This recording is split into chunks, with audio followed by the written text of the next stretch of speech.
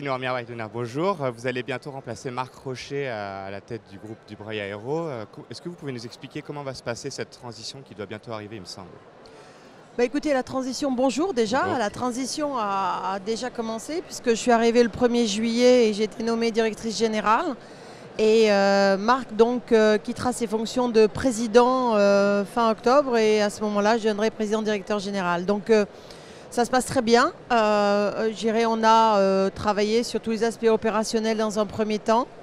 On a eu un été assez haut en couleur, dirons-nous, avec des sujets opérationnels, que ce soit à Orly ou sur un certain nombre de nos escales.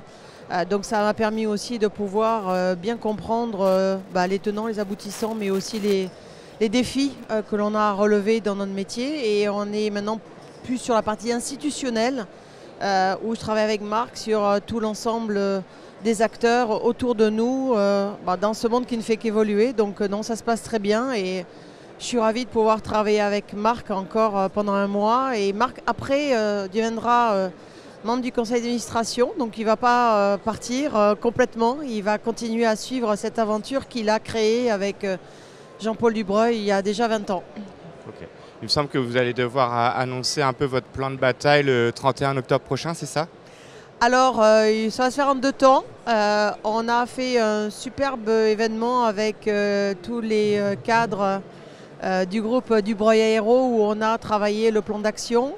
Nos actionnaires vont valider le budget, donc ça se fera entre la fin octobre et début novembre. Et dès que ce budget sera validé, on pourra annoncer notre plan 3 ans. Ok.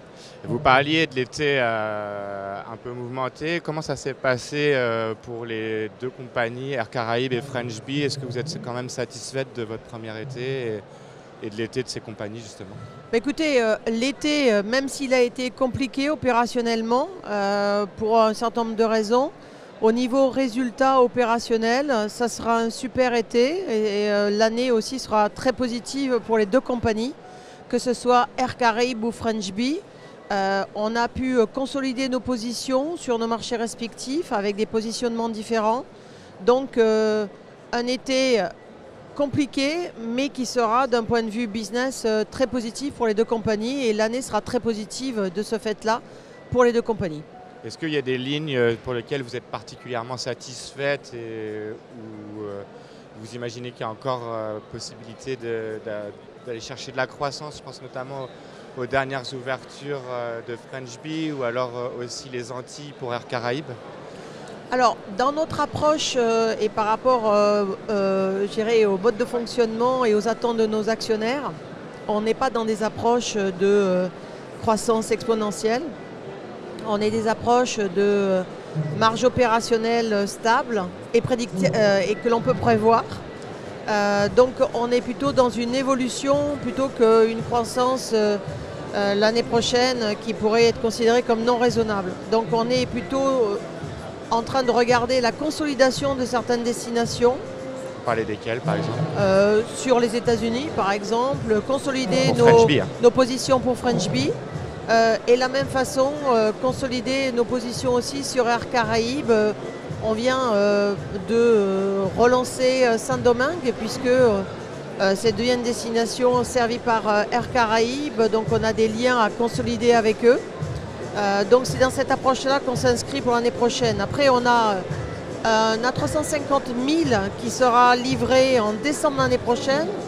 Et on est en train de finaliser le budget 2024 pour positionner cet avion où il doit être positionné. Voilà. Okay.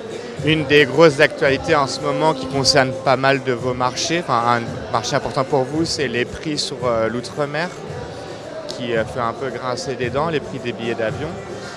Vous en avez appelé à l'État et à la continuité territoriale. Est-ce que les discussions avancent vis-à-vis de ça? Est-ce que les compagnies réussissent à se faire entendre auprès du gouvernement par rapport à ça ou pas du tout?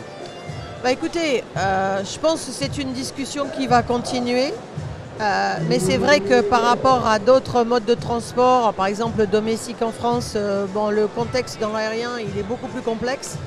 Et c'est vrai que les destinations comme Guadeloupe, Martinique, la Guyane, la Réunion demandent une attention différente parce qu'elle correspond à des flux de trafic très différents pour des raisons évidentes. Donc j'espère qu'on sera entendu parce que je crois qu'on n'est pas les seuls à faire remonter et que par exemple les députés de ces départements ont aussi veillé à faire passer le message.